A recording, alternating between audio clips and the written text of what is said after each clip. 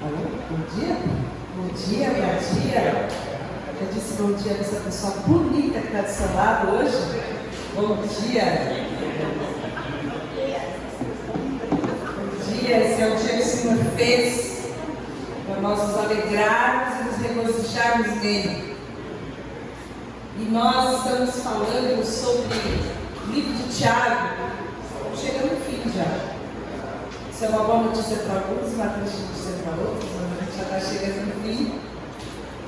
E nós estamos no capítulo 4, o livro tem 5 capítulos. Obrigada. Nesse capítulo, Tiago traz para nós um diagnóstico. Ele usa uma expressão que não tem nem outro lugar na Bíblia, chama ânimo dobre. E a palavra ânimo dobre, ela significa duas almas. Ele traz uma figura que não existe, ele monta uma criatura para designar o que acontece no coração de muitos cristãos, porque esse livro é um livro escrito para os cristãos. Tiago é um líder da igreja no Novo Testamento, um grande líder da igreja dos judeus que se converteram e que estão dispersos. Ele escreve um livro para esses irmãos, para que eles possam compreender o que é a vida cristã, como que deve ser a vida com Deus. E chega um determinado momento e ele já está caminhando com eles desde o capítulo 1, que agora no capítulo 4 ele fala: olha, vocês têm um ânimo dobre, vocês são pessoas que têm duas almas. A gente sabe que a gente tem corpo e alma, segundo os presbiterianos, ou corpo, alma e espírito, segundo outras linhas teológicas, mas a verdade é que a gente só tem uma alma. E o que ele quer dizer aqui é que vocês têm um coração, uma mente dividida. Vocês estão vivendo com uma crise de identidade. E isso é um diagnóstico que tem alguns sintomas, que ele vai dizer nos versículos anteriores, mas ele também traz, debaixo da orientação da graça do Espírito Santo de Deus, o tratamento e a cura para aqueles que têm o coração e têm a mente dividida. E esse texto está então em Tiago 4, versículo 8, que ele fala: vocês que têm a mente dividida, ou ânimo dobre, como vai estar no original, ou duas almas, ou um coração dividido, vocês que têm esse tipo de crise de identidade, dessa luta contínua do ser humano entre o amor pelas coisas de Deus, o amor por si mesmo, ou o amor pelas coisas do mundo, ou algum outro ídolo, outra coisa que seja colocada no lugar de Deus. Ele fala: vocês precisam purificar o coração de vocês. E a pergunta que a gente faz é: como que a gente sabe se a gente tem essas duas almas?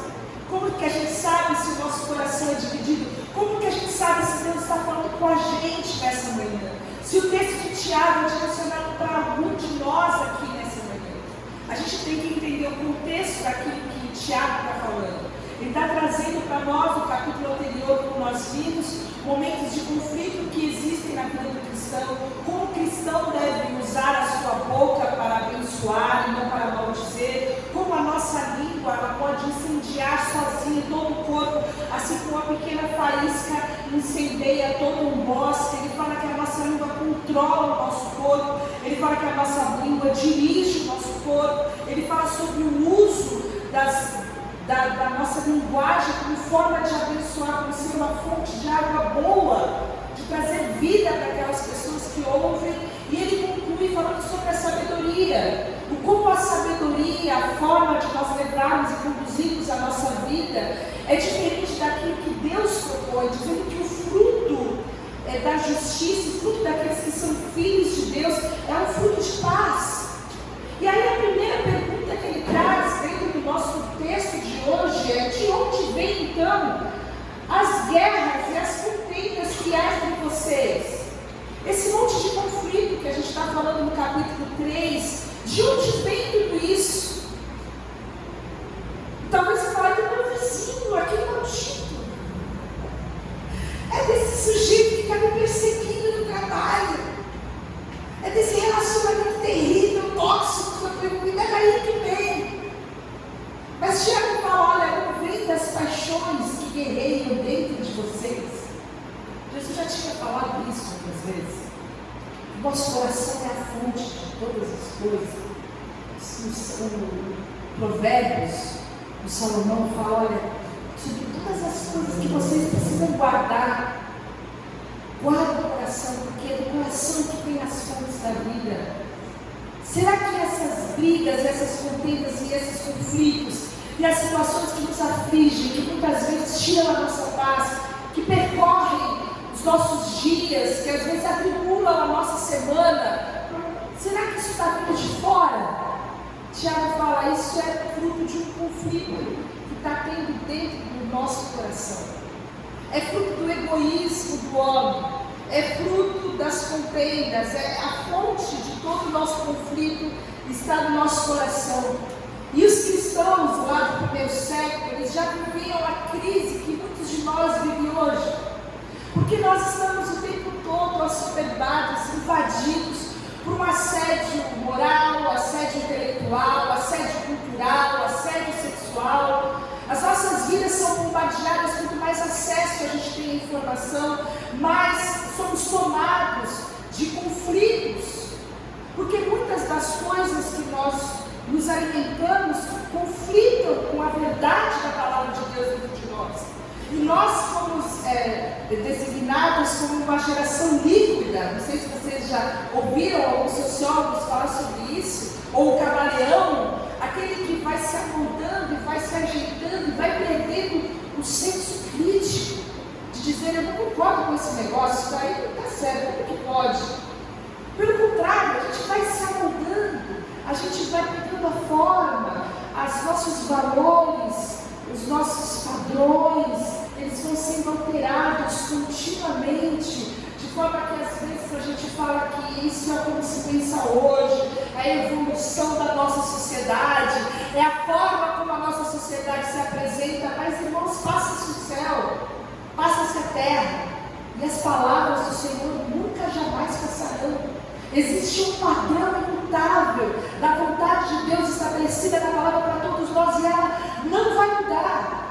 E é daí que surgem então os conflitos, e muitos deles se apresentam nessa mente dividida, um conflito praticamente de identidade, porque nós, de uma forma, nos amoldamos ao padrão desse mundo, em total desobediência a Romanos 12:2, vamos pensando e vamos achando tudo absolutamente normal, e de outra forma temos uma espada do Espírito, que é a palavra de Deus, que continuamente nos direciona e nos impulsiona a fazer a sua vontade. E o ânimo dobre não é daquele que está em paz, mas é daquele que tem uma profunda intenção de fazer a vontade de Deus. Ele está intencionado em fazer a vontade de Deus, mas da mesma forma ele está intenso em ter abrigado os padrões do mundo em sua mente e seu coração. Ele tem essa luta, ele tem essa vida dupla, ele tem essa vida e essa identidade carregada por essas nuances. Uma hora ele absorve absolutamente a cultura do mundo, e outra hora ele entende que ele precisa viver a vida de Deus, e vai vivendo essa vida de uma forma que a gente recebe às vezes um diagnóstico como esse de Pedro, de Tiago. Olha, vocês estão divididos. De onde vêm as guerras? De onde vêm os conflitos? Se não vem do coração, se não vem das paixões, se não vem dos desejos. Paixões são desejos, são intenções, são as motivações que carregam os nossos procedimentos, os nossos relacionamentos, são as nossas paixões. Então existem conflitos na nossa alma, conflitos sobre os padrões morais, os padrões do casamento, as novas realidades, o lugar da mulher, quanto ao gênero, e nós vamos recebendo essas informações que se opõem contra a palavra de Deus, e quando nós vemos, quando nós olhamos, nós estamos contemplando muito mais, nos assemelhando muito mais ao mundo do que a Jesus. Você se parece com quem? Eu estava tendo uma conversa informal com uma pessoa nessa semana, e a gente estava comentando de duas boates que depois o nome é forte, daí foi mudando, eu não sei como se chama hoje, casa de show, mas era Zoom Loft na nossa época. Vocês não são dessa época, né? Tem metade que é sim, vem falar que não é, porque é sim. E aí ela falava que ela ia, que ela não ia, falava, gente, eu não ia, porque crente não ia nesses lugares. Estou errada? Estou errada? Não era lugar de crente. Crente, cristão, não podia ir nesse lugar. Não podia, mas tipo assim, mas era forçada por isso, não, eu só não ia, porque não era lugar de eu ir. Fui ensinada pelos meus pais, para não ir. Então havia uma distinção na minha época que hoje não existe mais. Porque não existe nada que um cristão não faça. Entre aspas. Há uma formação de padrão onde não existe mais. Isso é absolutamente normal. E quem tem essa idade minha sabe que não era normal. E a gente não questionava isso. A gente aceitava e era feliz dessa forma, pelas nossas escolhas que nós fazíamos. Mas hoje, essa vida levada sem nenhum tipo de padrão, de conceito, faz com que as pessoas vivam entre esses dois mundos. E aí é que está a crise de identidade. Porque com quem que a gente se parece? Que tipo de vida que a gente vive? Será que é isso que Deus quer para nós?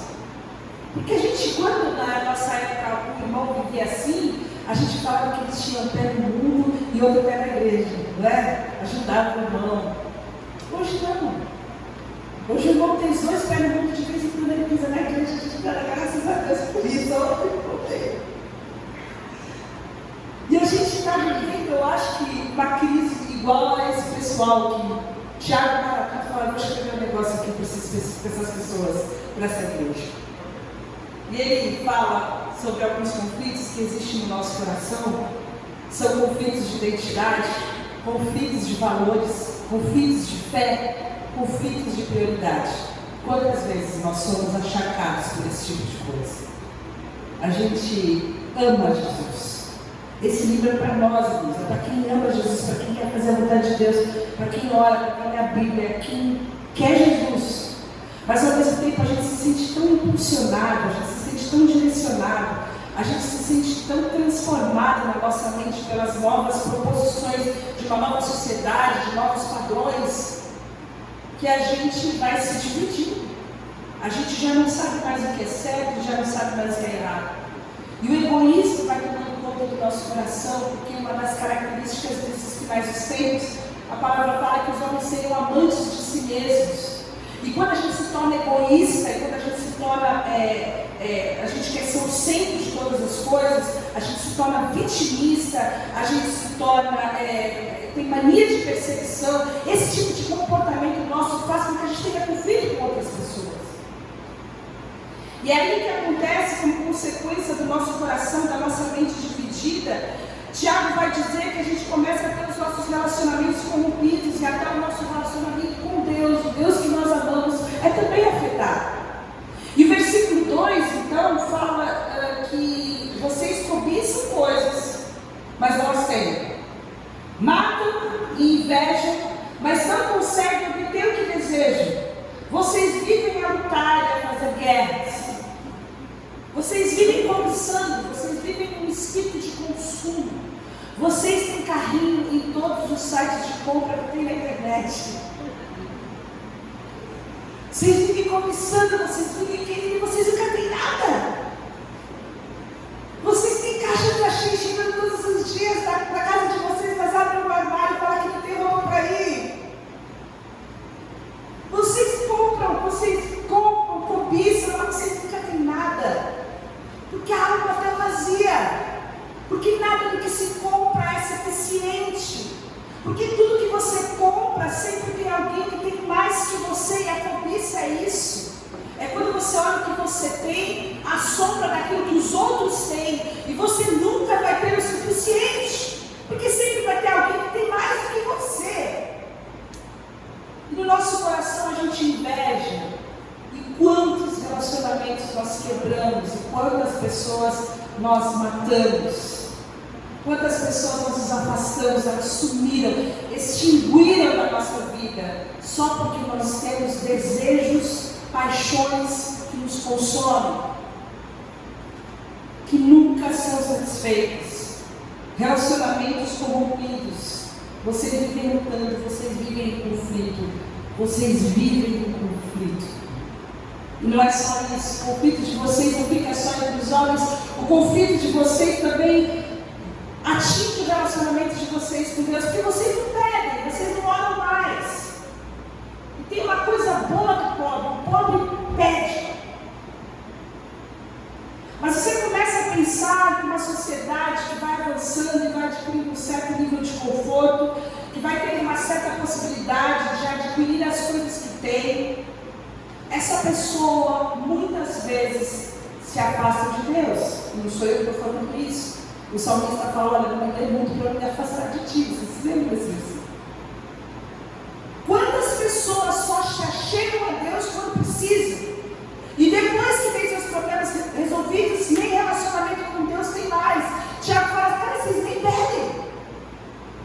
E quando vocês pedem mal, vocês pedem para esses prazeres, para esses desejos de vocês. Vocês pedem coisas materiais, vocês querem sustentar essa mania consumista de serem 100% saudáveis, de terem uma família 100% perfeita, de terem 100% aquilo que precisam sempre, de terem o seu conforto elevado a um grau de Deus.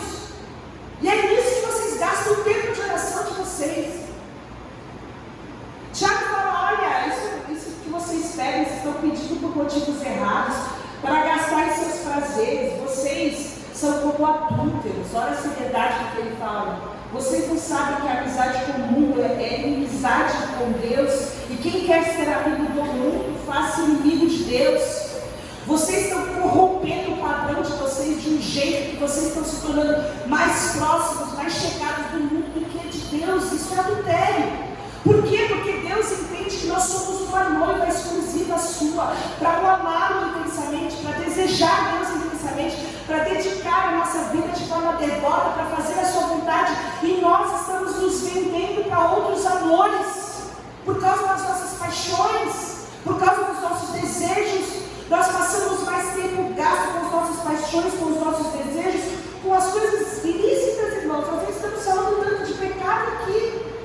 Nós estamos falando de nosso tempo de crise de prioridade, de coisas desse mundo que levam o nosso tempo, que levam a nossa vida, que levam a nossa alma. E Deus quer um povo que tenha Ele como o único Deus verdadeiro. Único Deus.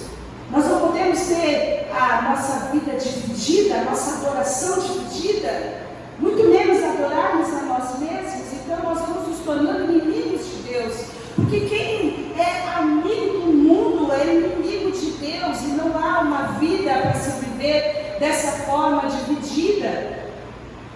Quando nós entendemos isso, nós entendemos o diagnóstico daquilo que Tiago está falando para a gente.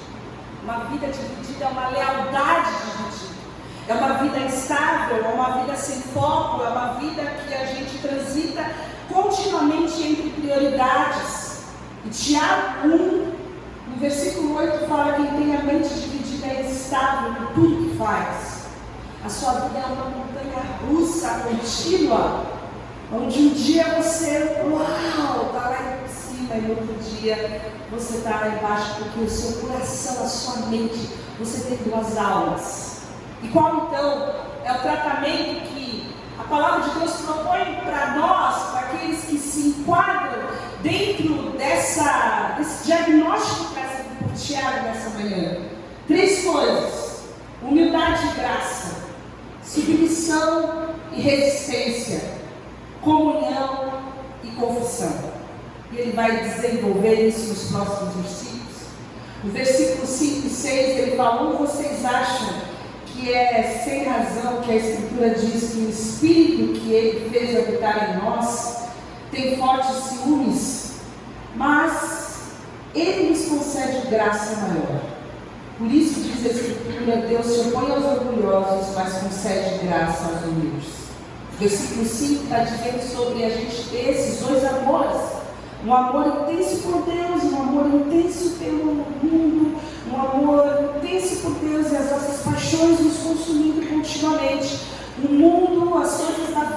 as nossas programações, os nossos compromissos vão nos conduzindo de uma forma que a gente não tem tempo para Deus, a gente não tem força para Deus, a gente não tem energia para Deus. E Deus quer ser o nosso único, e Ele tem em nós fortes ciúmes. Ele deseja que nós sejamos dele, integrais, só para Ele. Ele deseja que Ele, Deus, seja o nosso maior amor. Deus deseja que nós tenhamos só Ele como o único Deus digno de ser adorado. Mas Ele nos dá graça para isso. E a primeira coisa que a gente entende aqui é que a graça de Deus é o caminho para nós nos achegarmos a Ele. Nós somos salvos pela graça de Deus. Nós não poderíamos nos salvar, certo? Nós não temos recursos para a nossa salvação. Mas, irmãos, nós também não temos para a nossa santificação. A gente tem uma mania de ficar buscando, talvez até pelas influências nossas dos coaches e tal, para ajuda, um gigante que existe dentro de você, uma força que existe dentro de você. Você vai conseguir, você vai determinar, você vai falar, você vai reivindicar. Irmãos, o único jeito de nós chegarmos diante de Deus é pela graça. É nós chegarmos diante de Deus e falar, então, eu estou falido. Eu não tenho como desenvolver um relacionamento com o Senhor, eu não tenho recursos para isso, eu estou falido, eu não tenho nada.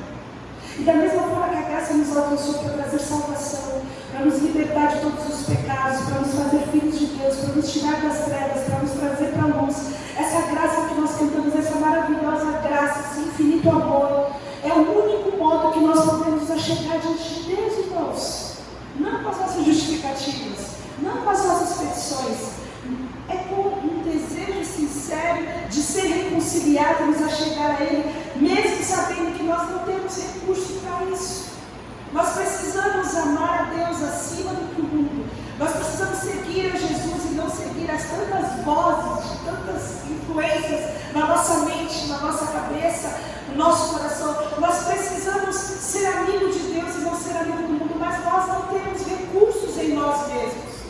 Irmãos, a graça é para os fracos, a graça é para os falidos, a graça é para aqueles que não conseguem. Você pode chegar diante do trono da graça por meio de Jesus, do sangue de Jesus, que a palavra de Deus fala que é um novo e vivo caminho. E você chega com confiança diante de Deus, dizendo, olha, não está dando certo o nosso relacionamento. E com humildade, porque a palavra fala que Ele concede graça aos humildes. E o caminho da humildade é o caminho do reconhecimento. E muitas vezes nós não reconhecemos o que nós nos opomos e nós desistimos. E esse é o segundo tópico. O texto fala nos versículos 7 que submeta-se a Deus, resista ao diabo e ele fugirá de você. A gente gosta dessa parte do diabo. A gente gosta. Botar o diabo para correr. Mas é parte de se sujeitar a Deus. O texto fala que a gente precisa de sujeição e resistência. Eu quero dizer uma coisa para você. A gente resiste à voz de Deus e se sujeita às demandas do diabo. A gente resiste à direção de Deus e se sujeita às obras da carne. A gente resiste à direção de Deus muitas vezes para estabelecer a paz no relacionamento e vai lá e trazer conflito. O chamado de Deus é para a gente mudar a nossa postura. Porque nem a resistência e nem a sujeição, a submissão são passivas. São ordens, são comandos militares que Tiago está trazendo aqui. A sujeição, a submissão é uma lealdade ativa. Você está debaixo da ordem, você está pronto para o combate, você está debaixo do comando. E o texto fala que você precisa estar debaixo do comando de Deus. Você precisa largar essa sua mania de mandar em você mesmo, se sujeitar ao comando de Deus, se sujeitar à vontade de Deus, buscar a vontade de Deus nas pequenas coisas que você faz no dia a dia. Sujeite-se a Deus, para de ser independente, coloque a sua vida submissa à vontade de Deus, não resista à voz do Espírito Santo e resista ao diabo, que também é ativo. Resistência, você está pronto para o conflito, pronto para rechaçar, pronto para se defender, esteja pronto.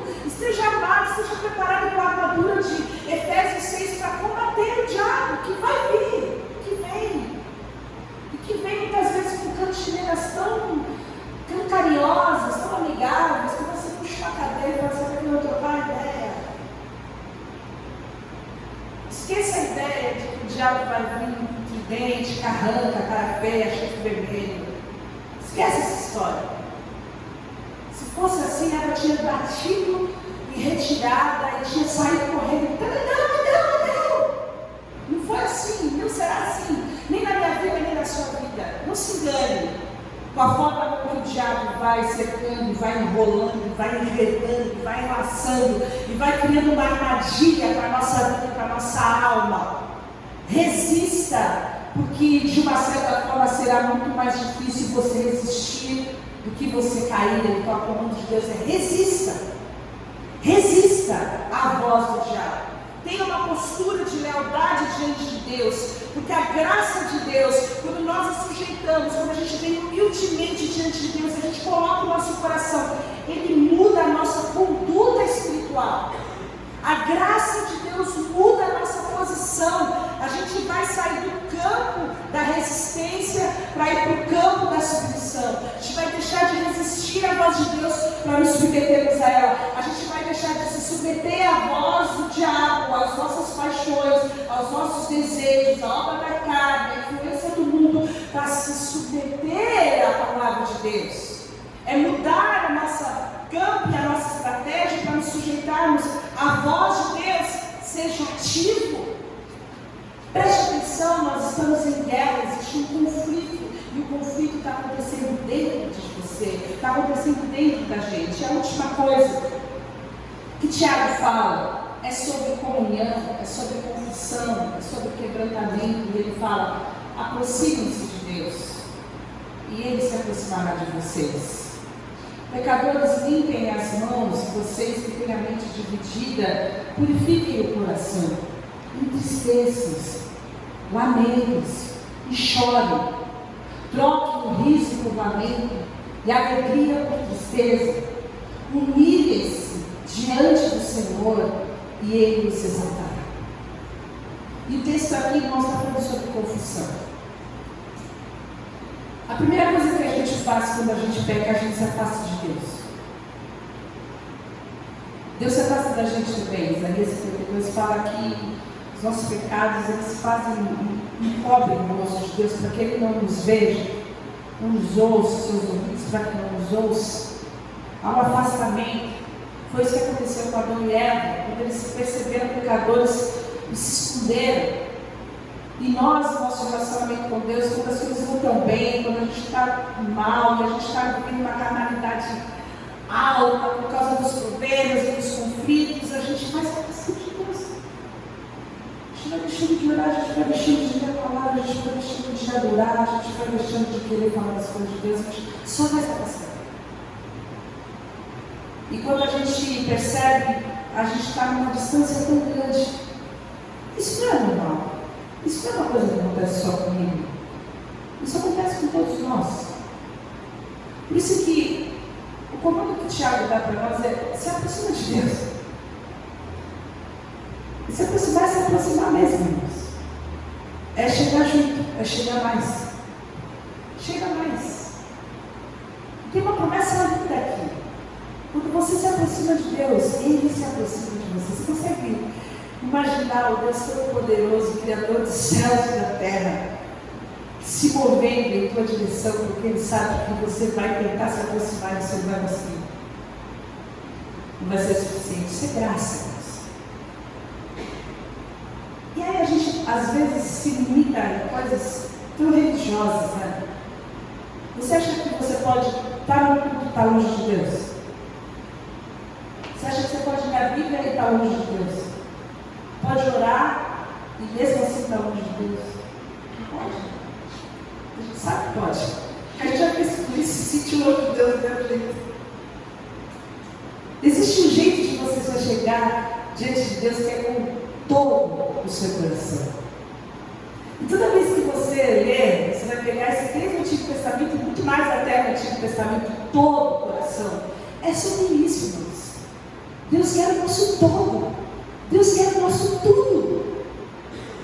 Por isso que tantas e tantas vezes você vai ler todo, porque há uma tendência natural nossa de dividirmos e darmos só uma parte nossa de Deus para Deus e guardar uma outra para nós. Deus quer o nosso todo.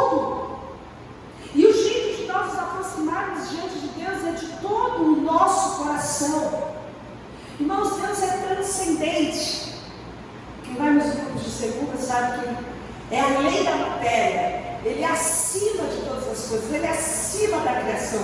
Ele está nos céus dos céus. Você consegue imaginar o cosmos e a quantidade de estrelas que existe no cosmos, que é maior do que os grãos de areia. Você consegue imaginar o tamanho do nosso Deus, transcendente, criador de todas as coisas. Mas Ele também é imanente.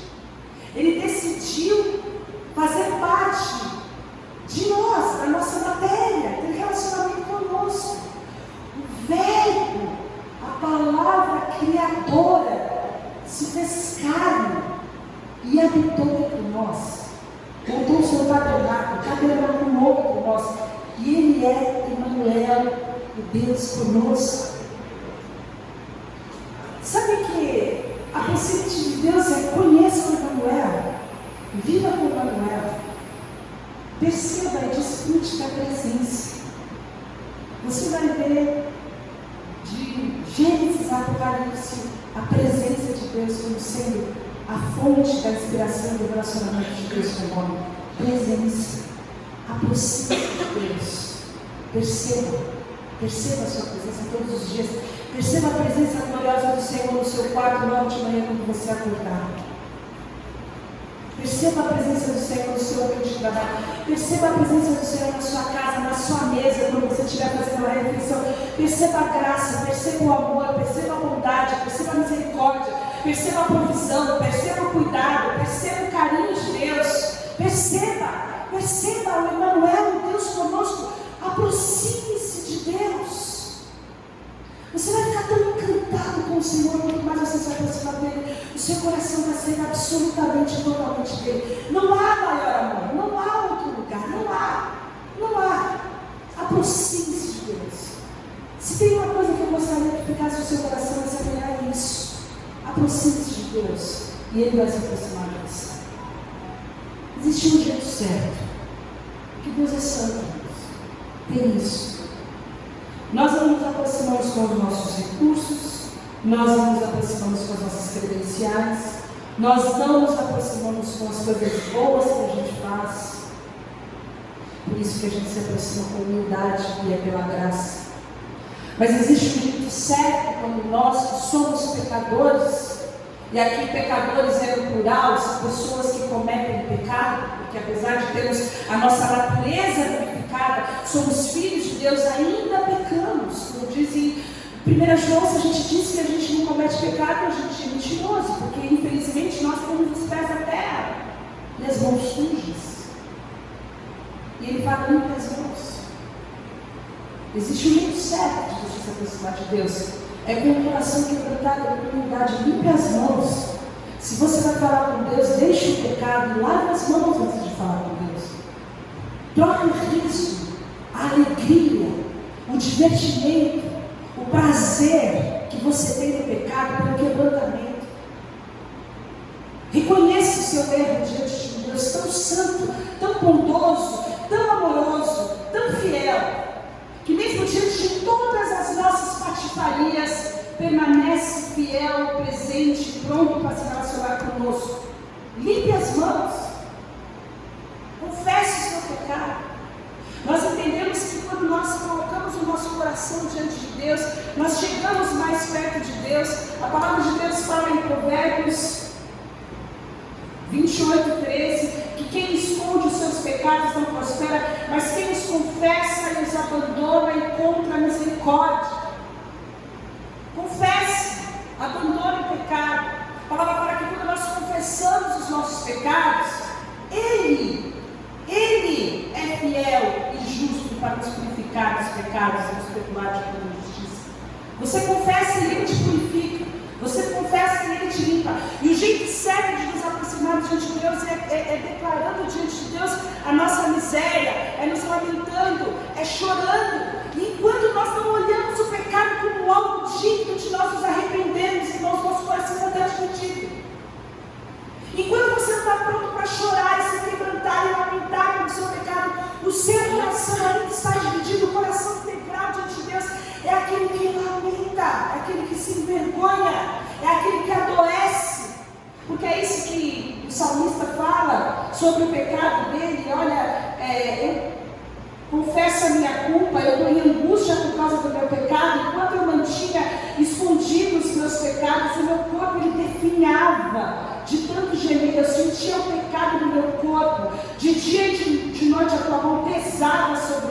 As minhas forças, elas foram se esgotando como uma terra seca. Eu estou falando sério, gente. Então, reconheci diante de ti o meu pecado e eu não encobri a minha culpa. E eu disse, eu confessarei as minhas transgressões ao Senhor e Ele perdoará a culpa do meu pecado. Eu vou confessar e Ele vai me perdoar. Essa certeza a gente tem. Isso é graça. Humildade e graça. Sujeição. Eu chego diante de Deus e os meus pecados são perdoados. Não é remorso. Existe uma tristezinha, uma vergonhinha que a gente tem, depois a gente volta e faz tudo de novo. Isso não é confissão, isso não é arrependimento. É você entender que diante da grandeza e da bondade, do poder soberano de Deus, Ele pode nos livrar do domínio do pecado na nossa vida. E a gente pode ser livre. E Ele fala, olha, purifiquem o coração de vocês. Por último, Ele fala isso. Purifiquem o coração de vocês. Vocês que estão com a mente dividida precisam purificar, precisam limpar o coração de vocês. Tem uma coisa sobre a limpeza, que eu, como dona de casa, sei, as donas de casa aqui podem me ajudar. Tem uma coisa que a casa não fica limpa. Não é? A exceção da casa da minha mãe, todas as outras casas, né? Tá? Depois que limpa, suja. É natural. A gente fica até meio neurótica, querendo que aquilo dure um pouquinho mais que vai para a chinela. Tira o sapato, limpa as migalhas. Sobre a limpeza do nosso coração, a gente tem que entender que a gente vai se limpar, irmãos, e no nosso curso a gente vai sujar de novo. Então, tem que haver uma constância no nosso relacionamento com Deus. Não é um encontro, é uma vida de relacionamento com Deus. É uma vida. E eu gosto de Salmo 119, que fala, como pode jovem manter pura a sua conduta? Os jovens somos nós, tá? Se a gente enxerga, vai ser jovem. Como que a gente pode manter puro o nosso coração? É uma dúvida lá atrás, é uma dúvida hoje, beleza, então eu entendo. Eu preciso de uma consagração, de entregar minha vida, de confessar o meu pecado, de viver diante de Deus, de ter meu coração. Mas como que isso vai durar? Como que isso vai vingar? Como que daqui a um mês eu ainda vou ter a minha intimidade com Deus fluindo, e eu ainda vou estar amando Jesus mais do que tudo, e eu vou estar falando de Jesus para todo mundo, e eu vou estar respirando? Como que vai ser isso? E o salmista fala, vivendo de acordo com a sua palavra. Vivendo de acordo com a sua palavra, buscando a sua palavra, conhecendo a sua palavra, direcionando as suas escolhas de acordo com a palavra de Deus.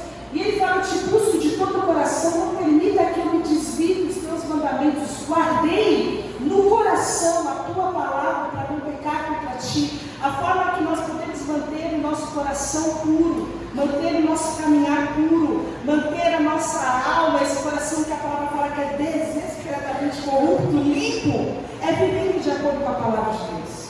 É colocando a nossa vida para que o capacete da salvação nos proteja das investidas, dos assédios do diabo, do mundo, da nossa mente, e é entendendo que nós precisamos da espada do Espírito, que é a palavra de Deus, para resistir e para nos sujeitar, para nos submeter à vontade de Deus. E nós entendemos isso, irmãos. O caminho que nós temos que percorrer é um caminho de humildade, é um caminho entendendo a graça de Deus, entendemos que somos salvos e somos santificados pela graça de Deus. É submetendo a nossa vida, o nosso curso à vontade de Deus, pela palavra de Deus, e resistindo. Resistindo o que é doce, resistindo o que é agradável, resistindo o que é confortável. Não existe lugar mais confortável para o pecador do que o seu pecado. É confortável para mim. Não espere que ninguém te despeje dali. Mas você precisa resistir. É entendendo que a nossa comunhão com Deus, quando nós nos achegamos a Deus de todo o nosso coração, lavamos as nossas mãos, abandonamos o pecado, confessamos o nosso pecado, tendo o nosso coração limpo e purificado pela palavra de Deus, nós estamos a um passo de termos um amor a Jesus de todo o nosso coração. um grande sábio. Jesus reconhece que ele era sábio, conhecia a lei. Perguntou para Jesus o que ele podia, qual o mandamento que ele deveria obedecer, de toda a palavra. E ele fala: você precisa amar a Deus com todo o seu coração, de toda a sua alma, com todo o seu entendimento, e ao próximo também. Esse é o segundo seminário também. Todo. Nós que temos a nossa mente dividida, precisamos purificar nosso coração, para que Deus seja o nosso único rei, nosso único Senhor, para que o Espírito Santo não abra ciúmes cada vez que nós dividimos o nosso coração com as coisas do mundo, com as obras da carne, com as influências diabólicas, e para que Ele seja adorado, porque Ele procura adoradores que o adorem de todo o coração. Vamos orar. Senhor, eu te agradeço pela Tua palavra e pelo Teu Espírito, pela Tua graça.